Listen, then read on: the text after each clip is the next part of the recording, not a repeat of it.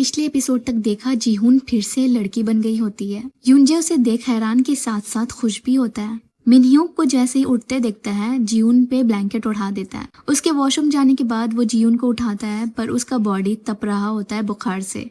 वो उसे ब्लैंकेट उड़ाकर वहां से निकल रहा होता है। मिनह्यूक जो अभी भी नींद की खुमारी में है, ये देख माजरा पूछने वाला होता है कि तभी वो उसे सर पे मारकर फिर से सुला देता है और जीहुन को हॉस्पिटल लेकर आता है। डॉक्टर के इंजेक्शन देने के बाद फीवर उतर जाता है और जैसे ही वो अपनी आंखें खोलती है तो खुद को फिर से लड़की पाकर बहुत खुश होने लगती है। पर उससे ज्यादा हैप्पी युनजे है, इतना कि हॉस्पिटल से डिस्चार्ज होने के कुछ ही टाइम बाद उसे वीडियो कॉल में दिखता रहता है। वहीं यूना अपने भाई के रूम में आती है, उसे कहने के वो उसके साथ है। प्यार प्यार होता है चाहे किसी से भी हो, क्योंकि उसे लग रहा है कि उसका जीहुन के साथ बीएल वाला रिलेशनशिप चल रहा है। पर युनजे को समझ नहीं आता ये कहना क्या चाह रही है। यहाँ जीहे को मिलता है अपनी एक फ्रेंड का वेडिंग इनविटेशन और उससे पूछा जाता है क्या वो अब भी सिंगल ही है। वो एम्बेरस ना हो तो झूठ कहती है कि नहीं, मेरा बॉयफ्रेंड है, मैं कुछ टाइम पहले ही रिलेशनशिप में आई हूँ। उसके बॉयफ्रेंड का पिक्चर मांगते हैं तो वो उन्हें जीहुन की फोटो दिखाती है जिसे वो चोरी छुपे खींचा करती थी। वो लोग कहती है लड़का तो बहुत हैंडसम है, पर तुम दोनों के साथ में एक भी फोटो नहीं है, हम कैसे मान ले यही तुम्हारा बॉयफ्रेंड है, अभी उसे वीडियो कॉल लगाओ। वो ऑकवर्डली बोलती है ओके, जल्दी से अपनी बहन को वीडियो कॉल करने कहती है, ये जाने बिना कि अब वो फिर से एक लड़की बन गई है। वो जैसे ही कॉल रिसीव करती है, उनकी फ्रेंड्स उसका फोन लेकर उसके बॉयफ्रेंड को हाई हेलो करने लगती है और जीहुन भी एक्साइटेड होकर अपनी बहन को बताती है कि अब वो फिर से लड़की में बदल गई। फोन कट होने के बाद जीहे की फ्रेंड्स उसका मजाक बनाना शुरू कर देती है। इतनी एम्बैरेस हो जाती है कि पूरी ड्रंक होकर घर पहुंचती है। जीहुन अगली सुबह देखती है वो फिर से नहीं बदली, तो उसे लगता है अब सब सही है। मजे में शावर लेती है। इवन जब युनजे उसे वीडियो कॉल लगाता है तो वो अपना फोटो दिखाकर बताती है कि वो अभी उसका कॉल रिसीव नहीं कर सकती। युनजे उसकी फोटो जूम करके मोबाइल को किस करने लगता है। वहीं जीहे अपने बहन के ब्रेस्ट छूकर जीहुन की जेंडर कंफर्म करने लगती है। उसे तो अब ऊपर वाले पे भी यकीन होने लग जाता है। वो उससे पूछती है क्या तुम अपने बॉय वाले चेंज को मिस नहीं करोगी। जीहुन कहती है वही टाइम जब तुम मुझे अश्लील नजरों से घूरा करती, जैसे कि मुझ पे झपट लोगी। वही हम देखते हैं योंगस्योक को, वही लड़का जिसे युनजे की बॉस ब्लाइंड डेट पे मिलने गई थी। ये पिछले 7 सालों से सिविल सर्वेंट का एग्जाम दे रहा है, हर बारी फेल हो जाता है, पर उसने अब तक हार नहीं मानी और 8वीं बार भी एग्जाम में बैठने वाला है। उसे अभी जोंगजा का कॉल आता है जो बताती है कि वो अभी उसी के मोहल्ले के पास आई है, तो क्यों ना साथ में लंच करें। वो उसकी इतनी सालों की मेहनत को देखकर एनवी फील करती है, क्योंकि उसे अपनी लाइफ में कोई मेहनत नहीं करनी पड़ी, सब उसे ऐसे ही मिल गया। अपनी पहली मुलाकात के बाद वो जब उसे ऐसे उसके लिए रिस्पेक्टफुल होते दिखती है तो उसे ये अंदाज अच्छा लगता है। यहाँ घर पे जीहुन और जीहे के माँ बाप आए हुए होते हैं। आज उनके सालों की छुट्टी है। वहाँ उनकी माँ फ्रिज की ऐसी हालत देख साफ सफाई करती है और बाथरूम में सामान लेकर जाती है धोने के लिए, तो लड़के के शेविंग के सामान और अंडरवियर देख लेती है। दोनों से पूछते हैं ये सब क्या है। जीहुन क्या ये तुम्हारा बॉयफ्रेंड का है। वो बोलती है नहीं, वो तो बहुत ही इनोसेंट है। सो जीहे उन्हें सच बताने जा रही होती है, लेकिन जीहुन रोक कर कहती है कि ये जीहे के बॉयफ्रेंड का है। ये सुनकर उसके माँ बाप तो बहुत खुश हो जाते हैं कि आखिर उनकी बड़ी बेटी ने अपने लिए किसी को तो ढूंढा। लेकिन उनके जाने के बाद वो इसका गुस्सा जीहुन पे निकालती है, क्योंकि उसे अपने पेरेंट्स के सामने एम्बैरेस होना पड़ा। जीहुन बोलती है ये मुआवजा है मेरे बिना परमिशन के फोटोज लेने का।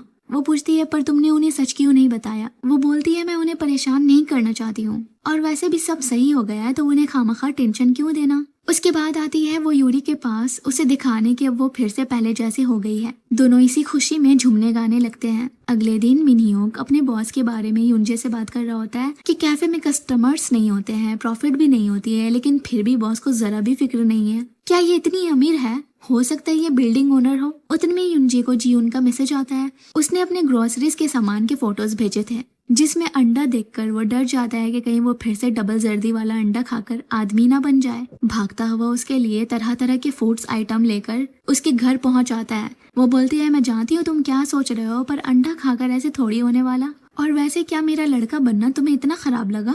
पर मैंने तो तुम्हारा दोस्त बनकर बहुत मजे किए। वो बोलता है ऐसा नहीं है, सॉरी अगर तुम्हें ऐसा फील हुआ हो। वो बोलती है नहीं, सॉरी तो मुझे कहना चाहिए। फिर उसे आई लव यू बोलती है। देन वो दोनों किस करने के लिए आगे बढ़ते हैं और युनजे को पिछली बार की बात याद आ जाती है। सो वो दोनों रुक जाते हैं, लेकिन युनजे ये चांस नहीं गंवाना चाहता, तो उसे किस कर लेता है। रात तक जीहुन के सारे सामान को बॉक्स में भर रही होती है और युनजे भी उस फॉर्म को। दोनों वीडियो कॉल पे बात करते करते सो जाते हैं। अगले दिन जीहुन कैंपस आती है और वहाँ देखती है उसे एक लड़की के साथ। ये असल में युनजे की जूनियर मिंजू है। जो कुछ टाइम से बाहर गई हुई थी, हाल फिलहाल लौटी है और युनजे उसका क्रश है। सो वो उसके क्लोज होती रहती है, जिसे देख जीउन को अच्छा नहीं लगता। सो वो उनके बीच में आ जाती है। मिनजू युनजे से पूछती है ये कौन है। वो बताता है ये मेरी गर्लफ्रेंड है, जिस पे वो कहती है क्या यार मेरा इंतजार भी नहीं किया। जीउन गुस्से में युनजे की तरफ देखने लगती है। वो बोलता है ये मजाक कर रही है, ऐसा कुछ भी नहीं है। फिर मिनजू युनजे को डिपार्टमेंट गैदरिंग के लिए क्लब बुलाती है, जहाँ एस्ट्रोनॉमी मेजर वाले गेट टुगेदर करते हैं। जीउन, जिसे पता नहीं था युनजे क्लब भी जाता होगा, वो हैरान हो जाती है। उसे और भी ज्यादा गुस्सा दिलाने के लिए मिनजू युनजे को जोर देती है पार्टी में आने के लिए। इवन उसके कान में कुछ बोलती भी है, जिससे जीउन का दिमाग खराब हो जाता है और वो वहाँ से जाने लगती है और युनजे उसके पीछे उसे मनाने के लिए। जीउन को इतना लाल देख वो बोलता है कि ऐसा कुछ नहीं है, मिनजू हमेशा से ऐसे ही है, उसे मस्ती मजाक करना पसंद है, पर वो बुरी इंसान नहीं है। ये सुनकर तो वो कहती है ठीक है तब चले जाना उसके साथ क्लब, पर वो उसे अकेले तो नहीं छोड़ सकती। सो वो भी जाने के लिए तैयार होती है। बहुत मुश्किल से ड्रेस सिलेक्ट करने के बाद फाइनली निकलने वाली होती है। वहीं युनजे उसका क्लब के बाहर इंतजार कर रहा होता है, लेकिन मिनजू उसे जबरदस्ती अंदर लेकर आती है। सब युनजे से कहते हैं हम हमेशा तुम्हें बुलाया करते हैं, पर तुम कभी नहीं आए, लेकिन मिनजू ने कहा तुम मान गए। वो बोलता है ऐसा नहीं है। ये बोलकर वो रेस्ट रूम चला जाता है, अपना फोन वहीं छोड़कर। उसके मोबाइल में जीउन का कॉल आने लगता है, जिसे मिनजू रिसीव कर लेती है और सबसे कहती है मुझे पता नहीं था युनजे मेरे कहने पे यहाँ आएगा। बाकी भी उन दोनों को सिम्प करने लगते हैं और यहाँ जीउन फिर से जीहुन बन गई है और फोन कट करते ही जलन के मारे चिल्लाने लगती है।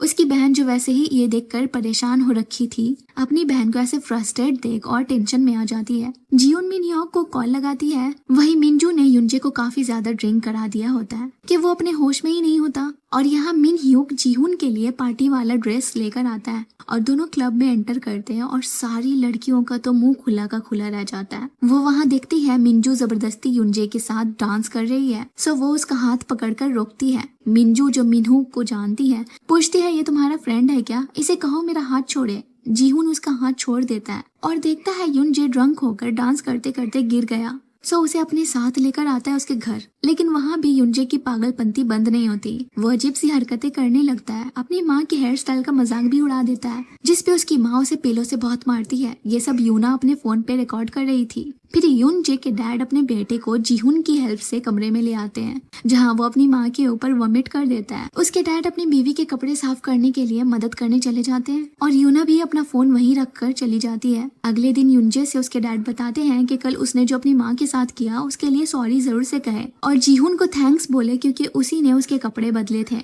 ये सुनकर वो और भी ज्यादा एम्बैरेस फील करने लगता है, क्योंकि ऑफ कोर्स वो उसकी गर्लफ्रेंड है। वहीं जी है बस में होती है और वहाँ योंग स्योक को देखती है। पहले तो पहचान नहीं पाती उसके लंबी जुल्फों और मोटे चश्मों की वजह से, पर जब वो अपने डेस्टिनेशन पे पहुंच के बस से बाहर निकल रहा होता है तो उसका बुक गिर जाता है, जिसे उठाकर देने में जी है हेल्प करती है और उसमें उसका नाम पढ़ लेती है। फिर समझ आता है ये इतना जाना पहचाना क्यों लग रहा था। दरअसल वो दोनों एक ही स्कूल में पढ़ते थे और तब से ही वो सिविल सर्वेंट का एग्जाम देने की तैयारी कर रहा था। इवन वो उस टाइम पे उसके लिए फीलिंग्स भी रखती थी और अब देखती है कि ये क्या से क्या हो गया। रात में वो उस कार्ड को देखती है जिसमें आया था कि उसका ट्रू लव उसे मिलने वाला है। उसे इस पे यकीन होने लगता है। वहीं युनजे जीहुन से एम्बैरेस फील करने की वजह से मैसेज भी नहीं कर पा रहा था। उतने में उसकी बहन अंदर आकर उसे रिकॉर्ड किया हुआ वीडियो दिखाती है जब जीहुन के साथ वो अकेला था। वो उसे बोल रहा होता है कि तुम हमेशा बदलती रहती हो, लोगों को ऐसे चेंज नहीं होना चाहिए, फिर से आदमी क्यों बन गई, क्यों मेरे जज्बात के साथ खेल रही हो। ये देख वो उसके घर आता है। जीहे बताती है अगर हमारा ये हाल है तो सोचो उस पे क्या बीत रही होगी। उसे थोड़ा वक्त चाहिए सब प्रोसेस करने का। उस वक्त में वो बस उसी के बारे में सोचता रहता है, स्टडी में भी ध्यान नहीं दे पा रहा था। इवन अपने और जीवन के साथ बिताए पल याद करके पबजी खेलता रहता है। फिर हम देखते हैं जीवन उससे मिलती है और बोलती है कि वो बस अपने बारे में सेल्फिश होकर सोच रही थी, वो उसे ऐसी हालत में नहीं देख सकती और उसे पता नहीं इस बार वो चेंज हो भी पाएगी या नहीं और ये साइकिल कब तक चलता रहेगा। इसलिए उससे ब्रेकअप करने की बात करती है, लेकिन वो उसे अपने साथ गेम खेलने के लिए ले आता है और बताता है कि उसने अपना गेम प्ले सुधारा है, भले ही गेम में, पर वो उसे प्रोटेक्ट करना चाहता है। और रही बात ब्रेकअप की, तो हाँ उसे ये अजीब लग रहा है ऐसे एक लड़का बना देखने में, पर उसे खोना इससे भी ज्यादा दर्दनाक है। सो वो उससे ब्रेकअप नहीं करने वाला।